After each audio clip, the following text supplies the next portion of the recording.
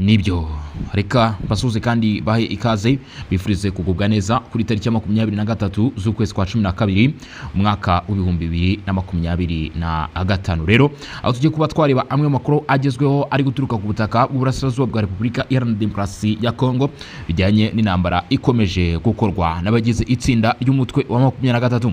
Kuri ubu amwe mu makuru akomeje kumenyekana biravuga ko abagize itsinda ry'umutwe wa 23 bamaze iminsi mu mirwano n'uruhande rwa leta ya Repubulika Iharanira Demokarasi ya Kongo muri Kivu y'Amajyepfo, ibyatumye ubutegetsi bwa leta y'Kinshasa bwongera gusaba ko ubutegetsi bwa Kigali bushinjwa gushyigikira uyu mutwe bwakongera gushyirwaho igitutu. Ibi bikaba byashimangiwe n'umukuru w'igihugu cya Repubulika ya Demokarasi ya Kongo, Perezida Antoine Felix Tshisekedi Tshilombo. Andi makuru kandi aravuga ko abagize itsinda ry'umutwe wa 23 bagaragaye mu ntambara mu mirwano mazemo iminsi bahanganye n'uruhande rwa guverinoma bakoresha amato y'intambara. Ni mu gihe bamwe mu basirikare ba Repubulika ya Demokarasi ya Kongo ndetse n'abajenerali bagiye batandukanye barimo barahirira ko biteguye kuba mu by'ukuri bahambiriza umutwe wa 23. Hari amakuru ari guturuka muri Katanga nabyo ndaza kugenda mbigarukaho. Ni mu gihe kandi abarimo Moise Katumbi Chapoe avuga ko hakenewe ibiganiro bihuriweho kugira ngo intambara iri mu Burasirazuba bwa Repubulika Iharanira Demokarasi ya Kongo ibashe kuba yagera ku musozo. Muri amakuru rero mfite n'andi makuru agiye atandukanye ari guturuka no ku butaka bw'Uburasirazuba bwa Repubulika Iharanira Demokarasi ya Kongo.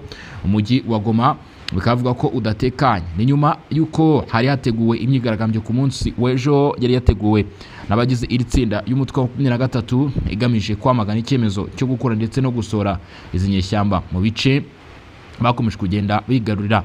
Amakuru rero akaza kumenyekana ko iyi ari imyitozo plutôt ari imyigaragambyo yari yateguwe cyangwa se yabayeho kubwa gahato ku mutwe wa 23.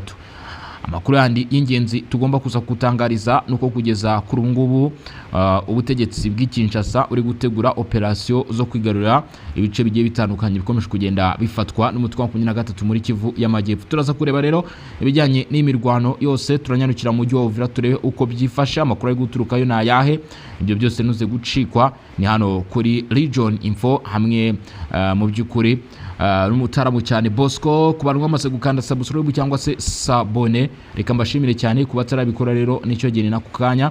Ikindi kandi cy'ingenzi mugomba kuba mwakora nuko mugomba kurushaho gukomeza kubana natwe mukanda like, ibitekerezo cyangwa se inyunganizi ni muri comment. Hanyuma rero ubundi reka twinjire mu makuru twimata turatudondosha turebe uko ibintu byifashe, turebe uko ibintu bihagaze kuri tariki ya 23 z'ukwezi ku itariki ya 23 z'ukwezi kwa 12 nubwo tuje mu masaha mu by'ukuri dutinze cyangwa se dukerereho gato, ariko ndizera yuko mu by'ukuri tugiye kuba twabana neza rero nta guca akuruhande. Yasaga nkaho yakuriraga inzira ku murima inyeshyamba z'umutwe wa 23 ko zigomba kuva mu bice zigaruriye byanze bikunze. Ibi nibyo Perezida Antoine Felix Tshisekedi Tshilombo yavuze mu magambo yakoresheje ubwo yari ari mu nama idasanzwe y'akarere ka Afurika y'ibiyaga bigari yari yateguwe na Perezida Yoweri Kaguta Museveni. Kugeza kuri uyu ngubu Tshisekedi arasaba ko ingabo z'u Rwanda zava burundu byimazeyo kandi nta gushidikanya ku butaka bw'igihugu cye cya Repubulika Iharanira Demokarasi ya Kongo. Felix Tshisekedi Tshilombo avuga ko kuba Repubulika Demokarasi ya Kongo ivuga ko yifuza ko ingabo z'u Rwanda ziri ku butaka bw'Uburasirazuba bwa Repubulika Iharanira Demokarasi ya Kongo zihava bigafatwa nko gutebya ngo ibi mu by'ukuri igihe cyabyo gishobora kurangira. Ndetse uyu avuga ko ibyo abyemeza, avuga ko hakiri gushakishwa imbaraga zose zishoboka mu kurangiza iki kibazo cy'ingabo z'u Rwanda ziri ku butaka bw'Uburasirazuba bwa Repubulika Iharanira Demokarasi ya Kongo, ariko akavuga ko ibyo bikorwa mu rwego rwo kwirinda ko habaho intambara y'akarere. Kugeza kuri ubu ngubu Perezida Antoine Felix Tshisekedi Tshilombo yashimangiye ko ingabo nyinshi z'u Rwanda zikiri ku butaka bw'Uburasirazuba bwa Repubulika Iharanira Demokarasi ya Kongo zitigeze zivaho. Perezida wa Repubulika Iharanira Demokarasi ya Kongo Felix Tshisekedi yatanze iri jambo ubwo byari ku cyumweru ku itariki 21 Ukuboza 2025. Iri jambo akaba ritanze hifashishijwe ikoranabuhanga ryo mu buryo bwa video conference mu nama idasanzwe y'abakuru b'ibihugu na za guverinoma bageze urwego rushinzwe gukurikirana ishyirwa mu bikorwa ry'amasezerano y'akarere k'ibiyaga bigari ICGR. Iyo nama yabereye muri Uganda yiga ku kibazo cy'umutekano muke mu burasirazuba bwa Repubulika Iharanira Demokarasi ya Kongo, ndetse ni nayo nsanganyamatsiko yari ku ruhembe rw'ibyagombaga kwigwa kugira ngo basuzume ikibazo kiri mu burasirazuba bwa Repubulika Iharanira Demokarasi ya Kongo. Nubwo bimeze gutyo, izi nyeshyamba z'umutwe wa 23 zisabwa kuva ku butaka bw'uburasirazuba bwa Kongo, ariko Repubulika ya Demokarasi ya Kongo ikavuga ko yo ibizi neza ko ari ingabo z'u Rwanda. Ni ikibazo cyongeye kuvuka kugeza kuri ubu ngubu, ubwo imirwano yatangiye kubura mu mujyi wa Uvira ndetse no mu bice bisohoka uyu mujyi nk'uko bigaragara mu cyerekezo cy'imirwano. Abagize itsinda ry'igisirikare cya Repubulika ya Demokarasi ya Kongo barwanaga muri ibi bice bagasohokamo, nubwo ubutegetsi bwa leta ya Repubulika ya Demokarasi ya Kongo bwo bwemeje ko basohotsemo ku bushake. Uruhande rw'inyeshyamba rwo ruvuga ko ari rwo mu by'ukuri rwatatse rukuramo ibi bice. Mu ijambo rye, Perezida Tshisekedi yanenze ibyo yise kwikura kw'ibinyoma kw'inyeshyamba za 23 mu mujyi wa Uvira, avuga ko bitajyanye n'ibigaragara ku butaka. Ibi Perezida Felix Tshisekedi Chilombo abishimangira avuga ko yizeye neza ko abagize itsinda ry'umutwe wa 23 batigeze bava ku butaka bwa Uvira, ndetse ngo ibingibi mu by'ukuri nibyo ashingiraho yemeza ko akwiye kugira uburyo bukoreshwa mu gushaka igisubizo cy'iki kibazo. Uyu Perezida Felix Tshisekedi ubwe ku giti cye wa Repubulika ya Demokarasi ya Kongo avuga ko abizi neza ko abagize itsinda ry'umutwe wa 23 batigeze bava muri ibi bice byo muri uyu mujyi wa Uvira. Ibyo ari ibinyoma, akaba ariho ashingiraho akomeza ubusabe bwo kuba mu by'ukuri izi nyeshyamba zava kuri ubutaka. Mu ijambo rye, Perezida Tshisekedi yanenze ibyo yise kwikura kw'ibinyoma rero muri ibi bice, aho yagize ati ibyitwa kwikura kwa 23 muri Uvira ni ibihuha, ntibihuye n'ukuri cyangwa n'ibyo tubona ku butaka. Amakuru yacu yemeza ko hakiri abarwanyi muri uwo mujyi ndetse no hafi yawo, ko imyanya y'ingenzi igifitwe n'izo ngabo, kandi ko abaturage bagikorerwa ibikorwa bibi yise ibyohoterwa.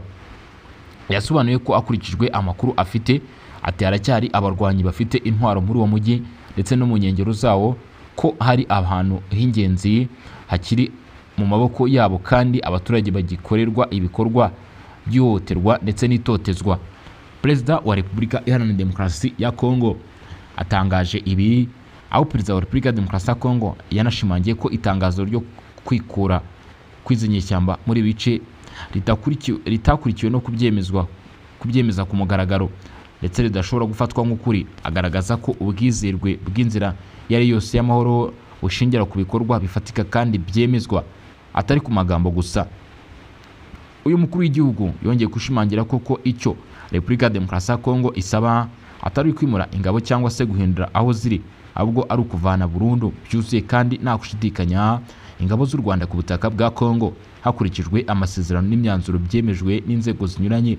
Yongeyeho ati kwikura kwatangajwe ariko kutagaragara, kutagenzuwe kandi kudakurikiranwe no kugarura ubutegetsi bw'ingabo zemewe n'amategeko ntibishobora gufatwa nk'ukwikura nyakuri muri ibi bice. Inzira y'amahoro igira agaciro iyo ishingiye ku bikorwa byemezwa, si ku magambo yo mu gihe gito. Iyo nama yahujije ibihugu bigize ICGR, umuryango wa Afurika yunze ubumwe, umuryango umwe bw'Uburayi, Leta Zunze Ubumwe za Amerika, umuryango w'abibumbye, inzego zigiye zitandukanye ndetse n'ibihugu byari byatumiwe. Byagaragaye ko ari inama yari igenderewemo gushaka umutekano mu burasirazuba bwa Repubulika ya Demokarasi ya Kongo, ariko kandi nanone uruhande rwa Leta ya Repubulika ya Demokarasi ya Kongo icyo rwagumyeho cyangwa se rwashimangiye mu makuru yagiye atugeraho, nuko bemeje cyangwa se bongeye gutangaza ko bizeye kandi bafite amakuru ahagije ko abagize uruhande rwa Leta ya Repubulika Iharanira Demokarasi ya Kongo bafite amakuru agaragaza ko uruhande rw'inyeshyamba rutugeze ruva muri Uvira. Ni mu gihe kandi mu yandi makuru akomeje kumenyekana ku butaka bw'uburasirazuba bwa Repubulika ya Demokarasi ya Kongo, ingabo za Repubulika ya Demokarasi ya Kongo FARDC zakuyeho abayobozi batatu bazwi cyane b'inyeshyamba za Mabondo. Iki akaba ari igikorwa cyakozwe kuri wa mbere tariki 22 Ukuboza. Ibikorwa bya gisirikare byabereye ku birometero 15 mu majyaruguru y'uburasirazuba bw'umudugudu wa Bolingo mu gace ka Kwa Mafu, aho bita Maindombe, nk'uko byatangajwe na Captain Anthony Muraisha, umuvugizi wa operation ngema inyeshyamba zakuyeho burundu zizwi nka B52. Hariho bita Sony ndetse na Dinosaur nizo zagize uruhare runini mu bikorwa by'urugomo byashegeshe imiryango myinshi y'abanyekongo nk'uko bivugwa muri utu duce. Captain Muruwashi yavuze ko iki gikorwa cyateje igihombo gikomeye cyane ku nyeshyamba za Mabondo zibangamiye ubumwe n'umutekano w'abaturage mu mirwano. FARDC yanafashe umurwanyi witwa Jonathan Babu ndetse inafata imbunda enye za gauge 12 bigaragara ko nk'uko ingabo zibivuga ubushake n'ubunyamwuga by'ingabo z'indemuka ziri muri icyo gikorwa bwagaragaye. Byongeye kandi ingabo za Repubulika ya Demokarasi ya Congo FARDC zirasaba abarwanyi bose basigaye gushyira intwaro hasi bakishyira mu maboko y'ingabo zirinda umutekano cyangwa n'ibirindiro bya gisirikare biri hafi. Agashimangira ko igihugu cyinjiye mu cyiciro gikomeye cyo gushyiraho amahoro ku bw'inyungu z'abanyekongo bose. Ingabo kandi ziburira abateje iyi myivumbagatanyo barimo abanyapolitike bamwe n'abayobozi b'ubucuruzi ko amategeko azakurikizwa cyane kandi abakoze ibyaha n'abafatanyacyaha bazaryozwa ibyo bakoze imbere y'ubutabera bwa gisirikare bakaburanishwa ndetse ibyaha byabahama bakaba bahanwa. Kugeza uyu munsi hari imirwano imaze iminsi yumvikana ku butaka bw'uburasirazuba bwa Repubulika Iharanira Demokarasi ya Congo nk'uko amakuru atugeraho, aho bivugwa ko mu by'ukuri amasaha agera kuri 48 yose yaje kuba ay'imirwano. Ibi kandi bikaba byavuzwe muri Kivu y'Amajyepfo mu by'ukuri mu duce twerekeza kuri Uvira. Ni iminsi ibiri y'imirwano kandi imirwano ikomeye, imirwano nakwita ko itoroshye habe na gato. Iminsi ibiri y'imirwano ikomeye hagati ya FC 23 ndetse n'ingabo za leta bita Makobora. Umutwe w'inyeshyamba uri kurwana uturutse bita ku kiyaga cya Tanganyika, binavuga ko bari gukoresha amato. Urujijo ruracyari rwose. Makobora uherereye kamwe mu duce duherereye muri Uvira ndetse na Fizi muri Kivu y'Amajyepfo, nyuma y'imirwano ikomeye hagati y'inyeshyamba zo mutwe wa 23 zishyigikiwe n'ingabo z'u Rwanda nk'uko bivugwa n'urundi rwa Repubulika ya Demokarasi ya Congo, ndetse ubwo batanaga mu mitwe na FARDC bivuga ko nayo ishyigikiwe n'imitwe y'abazarendo ibirimo gukwirakwira ndetse no mu yindi midugudu yegereye Makobora. Nk'uko amakuru abivuga, ni imirwano yatangiye ku cyumweru nyuma y'igitero cyagabwe ku nyeshyamba zo mutwe wa 23 mu mudugudu wa Bangwi, aho imirwano ikomeye yamaze umunsi wose bituma abaturage benshi bava mu byabo bajyaho bita Swima ndetse na Mboko. Nubwo ngo iyi mirwano ikomeje gutya, uruhande rwashoboye gushimangira ibirindiro byarwo kuko yaba uruhande rw'inyeshyamba ntabwo rwigeze rufata mu by'ukuri nk'uko rwari rwagabye ibitero, ntabwo rwigeze rufata ibirindiro bya FARDC ndetse na coalition FARDC ntabwo yigeze igera ari inyeshyamba. Ejo ku cyumweru habaye imirwano ikomeye no kuva ku itariki 21 uko bigaragara, ariko nta ruhande rwabashije gushobora kwirukana urundi. N'uwatanze ubuhamya ati kuva Makobora yafatwa umwanya wa nyuma ku 23 uri Bangwi hafi cyane y'ikigo nderabuzima cya Lamba muri Nundu, mu gihe Wazalendo iri mu misozi ya Pemba, FARDC kabiraho bita Kisekezi ndetse na Ngarura Mamasa nk'uko perezida wo muri ibice abivuga. Ati bigara umujyi wa Makobora biha inyeshyamba amahirwe yo kwerekeza muri Minema ndetse na Tanganyika banyuze ku muhanda route nationale 5 nk'uko bigaragara. Bivuga ko hari n'amasasu yumvikanye mu kiyaga cya Tanganyika. Imirwano yarakomeje ku munsi wa kabiri wikurikiranya kuwa mbere i Makobora ndetse no mu nkengero zayo. Aba bazarendo bateye inyeshyamba ariko ntibabasha kuzisubiza inyuma kuko amakuru aturuka mu bice abivuga, ariko ngo inyeshyamba zohereje umutwe w'ingabo urwanira mu mazi ku kiyaga cya Tanganyika kandi uyu mutwe nawo uri mu mirwano. Nyuma y'igitero cyagabwe kuri Wazalendo kuwa mbere, abasore ba AFC 23 barashe amasasu mu kiyaga. Ibisasu biracyari mu midugudu wa Swima uherereye ku birometero 8 uvuye Makobora. Umwe mu bantu bo muri aka gace yagize ati nyuma y'ibisasu twabonye abasirikare ba FARDC bava ku murongo w'ingabo berekeza mu Boko. Ibi byatumye abaturage bagira ubwoba bwinshi bavuga ko hashaka kwagiye kuvuka noneho imirwano karundura karubutaka. Nubwo FARDC bakomeje ibikorwa byabo ndetse n'abazarendo mu bice bya Crimea mu mujyi wa Mboko bera mu birometero 55 majyaruguru y'umujyi wa Baraka, uracyari munsi cyangwa se mu biganza by'inyeshyamba z'umutwe wa 23. Ibi byemeza nta gushidikanya ko imirwano kandi ikiba ndetse n'ubushyamirane mu by'ukuri hano muri ibi bice byo muri Kivu y'Amajyepfo. MONUSCO rero ikaba yongerewe manda nshya y'umwaka umwe y'umuryango w'abibumbye ishami rishinzwe kubungabunga umutekano n'amahoro muri Repubulika ya Demokarasi ya Kongo MONUSCO, aho yemerewe kugenzura ibikorwa bijyanye n'ihagarikwa ry'imirwano rishobora kubaho mu burasirazuba bwa Kongo. Ni muri urwo rwego abagize akanama k'umutekano ka Loni bategereje andi makuru aturutse ku munyamabanga mukuru Antonio Guterres, aho biteganyijwe ko bigomba gukorwa bitarenze mu kwezi kwa gatatu umwaka w'ibihumbi 2026. Mu ijambo rye mu izina rya guverinoma ku ruhande rw'Ubushinwa, Ambasaderi Suna Lee yavuze ko yizeye ko umunyamabanga mukuru azazirikana uko ibintu bimeze mu by'ukuri, anashimangira ko akamaro koko ibyifuzo bya Antonio Guterres biba bifite ishingiro bifatika kandi bihuye n'umwanzuro mushya ugenga inshingano za MONUSCO.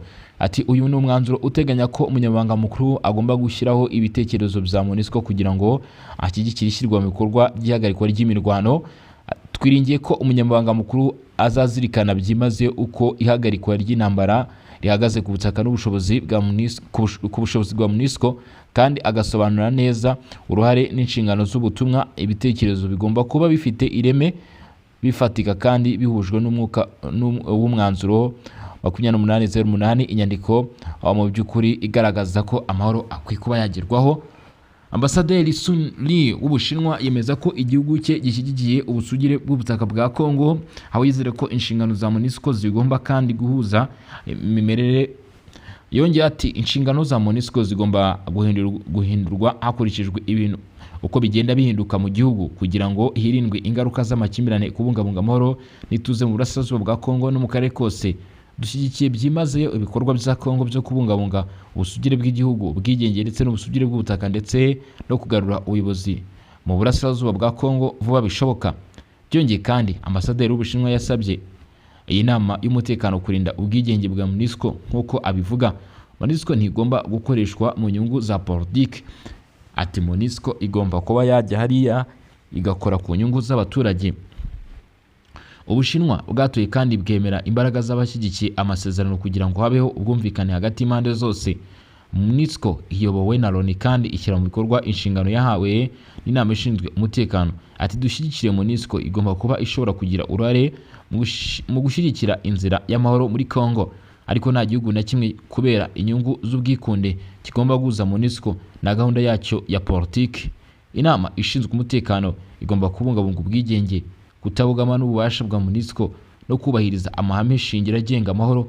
Muri ubu buryo gusa MONUSCO ishobora kugirirwa icyizere n'inkunga by'ibihugu byose bigize umuryango. Uyu mudiplomate w'Ubushinwa nk'uko abisobanura, biteganyijwe ko bizarangira kuri wa gatandatu nk'uko byari byagaragajwe.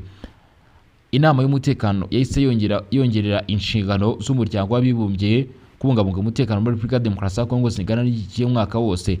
Umwanzuro watanzwe n'Ubufaransa wemejwe ku mugaragaro ko kuri wa gatanu tariki 19 Ukuboza no 25 New York muri Amerika, mu by'ukuri ku itariki 20 igomba gutangira kubahirizwa. Iri nshingano yongeye kuba yari yihariye kuko yongera igihe cy'akazi k'ingabo za Loni muri Kongo, nubwo zari zaratangiye kuva mu butumwa bwazo cyane cyane muri Kivu y'Amajyepfo nyuma y'imyaka igera kuri 20 zihari, ariko umutekano ukiri muke. Ibi byatumye cyane mu burasirazuba bwaho aho inyeshyamba za M23 zagiye zigarura uduce tunini turimo Rucuru, Nyiragongo, Masisi, Rubero ndetse na Warikare. Ibi byashingiyeho bisabwa ko izi ngabo zacyurwa kuko babonaga ko zitari gutanga umusaruro. Ubushinwa rero vuga ko akwiye amavugurura akomeye cyane ajyanye naho intambara igeze. Nyuma y'imyaka irenga 25 ibikorwa bya mbere byo kubungabunga amahoro bigeze muri Repubulika ya Demokarasi ya Kongo, MONUSCO iracyari imwe mu nshingano zikomeye kandi zigaragara za Loni nk'uko bitangazwa n'ibitangazamakuru. Kwagura ibikorwa byayo si igenzura ry'ubusa cyangwa se ihinduka ry'ingamba, bigaragaza amakimbirane anyuranyije n'ingengabihe y'amahoro umuryango mpuzamahanga udafite, ariko kandi ukagaragaza ko ugomba gukomeza mu by'ukuri gutanga imbaraga mu gukurikirana ndetse no mu kugenzura iki kibazo cyo mu burasirazuba bwa Kongo. Reka mfate uyu mwanya mbashimire cyane rero mbere yuko dukomeza n'ibindi mu masaha ari imbere. Babwiye ni mwakoze cyane kubana natwe, mwakoze cyane kudukurikirana ndetse no gukomeza kuguma hano mu biganiro n'amakuru bigiye bitandukanye tugenda tubategura cyangwa se tubagezaho. Nge rero mvaga kuri mikoro na Bosco, iyi ni Region Info. Icyo usabwa gusa no gukanda subscribe cyangwa se sabone hanyuma rero ukarushaho kugenda wibanira natwe. Hejuru y'ibyo nta kindi kintu mu by'ukuri usibye kujya muri groupe yacu ya WhatsApp, ni like, ni share ibitekerezo cyangwa se inyunganizi muri comment. Hanyuma rero nsuhuza abantu badukurikiranye muri mu mpande zigiye zitandukanye, muri bice bigiye bitandukanye, babwira nti mukomeze kugubwa neza. Mu by'ukuri turaza gusubira amasaha ari imbere, gira nti ibyo mukora byose rero bize kurushaho kugenda abigenda neza. Hanyuma reka mu by'ukuri mfate uyu mwanya mvuge nti hasta la vista, ciao ciao.